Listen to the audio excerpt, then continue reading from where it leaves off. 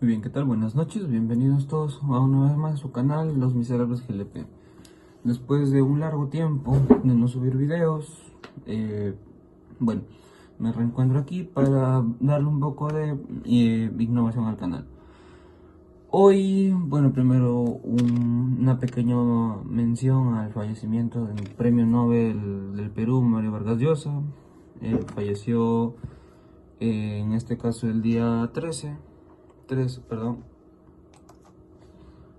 Sí, el día 13 o ya siendo 15 de marzo. Así que vamos a hablar hoy día en el tema y el curso de educación cívica, el tema de la constitución política, poder legislativo, ejecutivo y judicial. Muy bien, vamos a empezar. Como ustedes bien saben, la constitución política es la carta magna, la cual se rigen las normas y las cuales los ciudadanos debemos cumplir y el Estado debe hacer respetar. Esta primera carta magna sería conocida en 1215 y durante esta historia vamos a encontrar al rey Juan Sin Tierras, el cual era un rey con incapacidad de poder gobernar. Es entonces aquí donde entran los varones, un grupo de gente de alta clase en Inglaterra, los cuales lo obligan a firmar la Carta Magna. La Carta Magna es un documento donde se establecen normas en las cuales se tiene que regir un estado. Ahora, aquí en el Perú la primera constitución es la de 1823, la de el señor Torretagle. Luego pasaríamos a la de 1826, bueno, en este caso la vitalicia, que tenía ideas bolivarianas, pero sería presidida por Andrés de Santa Cruz. Recién en 1828 tendríamos la primera constitución oficial del Perú, en este caso por José de la Mar, y se le conocería como la madre de todas las constituciones.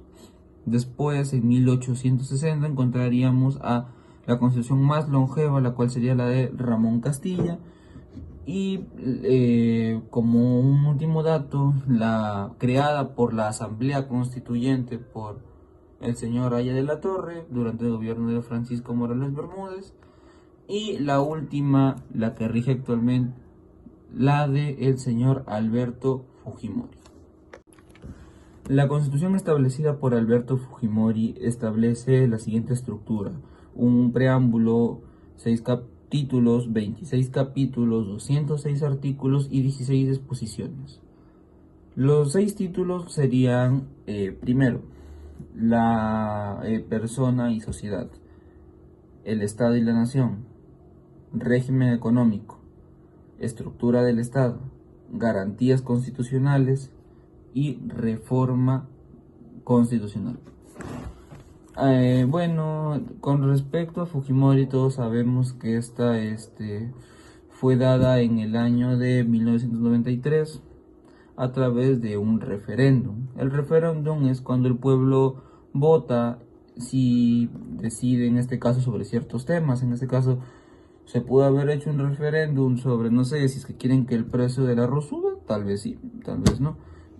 En este caso, la constitución política de Fujimori fue así, la cual entraría en vigencia un 31 de diciembre del año de 1993. Muy bien. Ahora, con respecto, si es que agrega algunas cosas, podríamos decir que esta hizo autónomo al BCRP, al Banco Central de Reserva del Perú, ofreció una economía liberal, creó la Defensoría del Pueblo, agregó los casos de la pena de muerte, con respecto a 2 casos durante guerra por traidores a la patria y por terrorismo. Muy bien. Eso sería todo con respecto a la constitución política del Perú. Ahora, vamos a pasar a hablar sobre los poderes. En este caso, la teoría de los poderes sería dada por Montesquieu en su obra El espíritu de las leyes. En el espíritu de las leyes vamos a encontrar 3: ejecutivo, judicial y legislativo. Muy bien. Ahora vamos a pasar a hablar sobre el poder ejecutivo.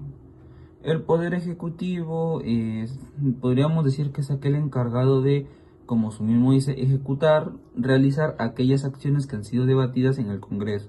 Este está conformado por el presidente de la República y por el gabinete de ministros. Ahora acá hay un pequeño dato que te voy a dar. Tú sabes muy bien que existen 18 ministerios, pero hay 19 integrantes. Entonces, ¿dónde está? ¿Qué pasa con ese integrante que queda? Ese va a ser el premier, el presidente de ministros. Ahora, para ocupar el cargo de presidente de la nación se necesita tener más de 35 años, segundo, gozar de derecho de sufragio y ser peruano. Como sabemos, lamentablemente en este país no podemos contar que para poder haber sido presidente se necesite al menos un estudio o un título profesional obtenido en alguna universidad como certificación de que la persona que nos dirige es netamente profesional y conoce la ética.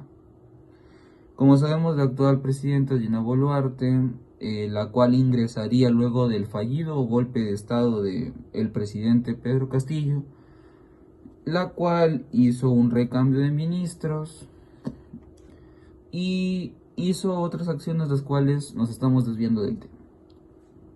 Ahora, el presidente tiene la función de dar a disposición las Fuerzas Armadas y el Ejército. Él es aquel que puede firmar y puede declarar la guerra. ¿Uy? ¿Café? Bueno, no importa. En este caso, el presidente también representa a la nación, bueno, es decirlo, personifica a la nación. Ahora, muy bonito todo esto de ser presidente, pero ¿qué pasaría si este no llega a cumplir con sus obligaciones? Puede ser destituido, en este caso por incapacidad, porque falleció, una incapacidad temporal, tal vez tuvo un accidente, y una incapacidad permanente, tal vez porque producto de tal vez un mismo accidente puede haber quedado en estado vegetal. A esto se le conoce como vacancia. Ahora vamos a pasar a hablar con respecto a la pirámide de Kelsen. Ya saben que Kelsen fue uno de los mejores abogados que pudo parir este mundo, la cual organizó la pirámide. Pero vamos a centrarnos en el primer punto, que sería donde se encuentre la constitución de cada país, pero por encima vamos a encontrar a los tratados internacionales. Llámese, por ejemplo, el caso de Perú como el Pacto de San José, donde se priva de la pena de muerte. Es por eso que por más que el Perú insista en pena de muerte para X personas por el delito que hayan cometido, no se les va a poder otorgar debido al Pacto de San José firmado. Luego vamos a encontrar a lo que sería ser las leyes, la orgánica y la ordinaria. La orgánica requiere de gente especializada y un tiempo de debate muy, pero muy, por así decirlo, necesario. Un tiempo prudente. Mientras que la ley ordinaria requiere de menos funcionarios y de un tiempo de debate menor. Luego vamos a pasar con los decretos. Ahí está el decreto legislativo, el decreto de urgencia y el decreto de ley. En el decreto legislativo, el poder legislativo le va a dar poder al ejecutivo para poder crear y organizar leyes. En el decreto de urgencia, como su mismo nombre lo dice, vamos a encontrar lo que vendrían a ser, como mismo dice, medidas que se tomen en caso de emergencia. Y por último, el decreto de ley sería durante una dictadura. Ahora, ¿se puede cerrar el Congreso? La respuesta era sí. Ahora ya no. Voy a dar mis puntos de que por qué sí y por qué no. Para poder cerrar el Congreso, se les hacía la famosa voto de confianza o noción de confianza o cuestión de confianza, la cual era que el premier iba ante el Congreso de la República y al citar la famosa lo que ya dije, la famosa cuestión de confianza, y eran negados, todos los integrantes del Consejo de Ministros, aquellos que acompañan al presidente, iban a ser destituidos. ¿Qué pasaba si esto se daba una segunda vez? Si esto volvía a ocurrir, el presidente tenía toda la potestad de poder cerrar el Congreso de la República. Esto expresado en la Carta Magna, en la reforma, no me acuerdo muy bien si era en la parte de la reforma constitucional o era en la parte de la estructura del Estado. Pero por así decirlo, un ejemplo de lo que acabo de mencionar sería el caso del señor Vizcarra, el cual cerró el Congreso y durante ese tiempo, creo que fue pandemia, mucha gente me salió a hablar sobre el tema, se hablaba por Canal Nacional, incluso cuando no sé qué tan cojudos tendrían que ser los congresistas como para aprobar una segunda cuestión de confianza, sabiendo que ya habían anulado una durante el gobierno de PPK, y que al final nada les terminaría saliendo bien por más que hayan aprobado la cuestión de confianza. Ahora, en este caso vamos a hablar sobre las legislaturas, que bueno, no son las sesiones de trabajo de los congresistas. En este caso hay dos tipos: la ordinaria y la extraordinaria. En la ordinaria vamos a encontrar dos fechas que están establecidas. La primera es del 27 de julio, o sea, antes de fiestas patrias, hasta el 15 de diciembre del presente año. La segunda sería, en este caso, si no me equivoco, es el 1 de marzo, y luego acabaría el 15 de junio. Estas serían las dos legislaturas ordinarias que tendrían. Pero ahora vamos con la extraordinaria. La extraordinaria se da, primero lo llama o lo convoca el presidente de la República, y no puede durar esta más de 15 días. Si se les llama a esta legislatura extraordinaria, los congresistas tienen que, bueno, en este caso si es de vacaciones, tienen que dejar las vacaciones para acudir a esta legislatura extraordinaria. Antes de pasar con el caso del Poder Judicial, que sería el último poder que nos queda, hay algún dato que siempre la gente suele confundirse. Hay algo conocido como indulto y amnistía. El indulto es cuando se perdona la famosa pena, el castigo, pero no el hecho, el crimen. Ponte que alguien viola a una chica o una señorita, pero se le concede el indulto. No va a cumplir sus 15, 20 años de cárcel, pero quedará marcado como un violador. Eso quiere decir que el delito no ha sido pagado. La amnistía viene de la famosa palabra amnesia, la cual es olvido de tanto pena y culpa. Ahora, ¿qué tiene que ver esto con los poderes? La amnistía es concedida por el Congreso de la República, mientras que el indulto será por el presidente de la República.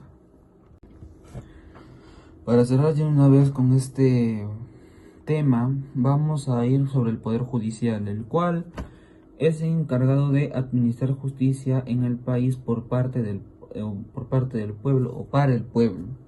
El pueblo es incapaz de administrar justicia debido a que ellos realizan una justicia en base a lo que creen que es correcto y no lo que es correcto. Me explico.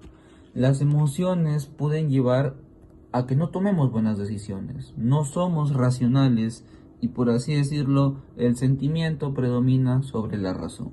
Es por eso que se creó el Poder Judicial. Ahora, acá tiene principios. Uno de estos sería la unidad y exclusividad de la función jurisdiccional. ¿Esto qué quiere decir? Que el Poder Judicial es el único ente que puede establecer o predeterminar justicia. O sea, aquellos que pueden dar sentencias, aquellos que pueden dar dictamen, entre otros temas con respecto a la ley. La independencia en el ejercicio de la función jurisdiccional. Nadie puede venir a decirle al Poder Judicial qué es lo que puede y no puede hacer. Eso es lo que nos entendemos con el contexto dado. La observación de un debido proceso. Todos, en este caso, debemos seguir al pie de la letra con cada... A ver, me voy a explicar mucho mejor.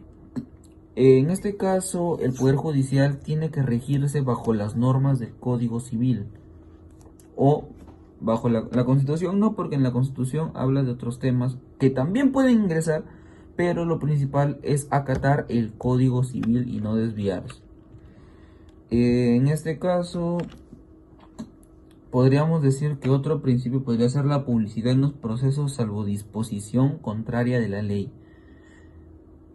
Por así decirlo, todo caso debe ser archivado y expuesto al público, salvo el caso de militares, porque el caso de los militares no lo va a ver por así decirlo, a no lo va a aceptar o no lo va a ver el caso del Poder Judicial, sino lo va a ver el fuero militar, que es un, por así decirlo, Poder Judicial, pero especializado para militares. Muy bien. Otro principio que tendría sería el de la motivación escrita. Como saben, la motivación es la razón por la cual se está encarcelando o acusando a alguien. Por este caso, se puede destituir a un juez si es que éste no brinda una motivación por la cual realizó una X acción. Supongamos que un juez encierra a alguien y no presentó la debida motivación. Este puede ser destituido de su corte superior. En este caso pueden haber falta de motivación, lo cual indica a la destitución del juez, o puede haber una motivación defectuosa. Eso quiere decir defectuosa o errónea. Por ejemplo, si yo siendo juez acuso a alguien de haber robado, pero digamos que al final hice un error y realmente no quise expresar esto, a eso se le conoce como defectuosa. No contradicción o no tiene un tercio excluido. Ahora, supongamos que alguien termina siendo afectado por esta motivación defectuosa.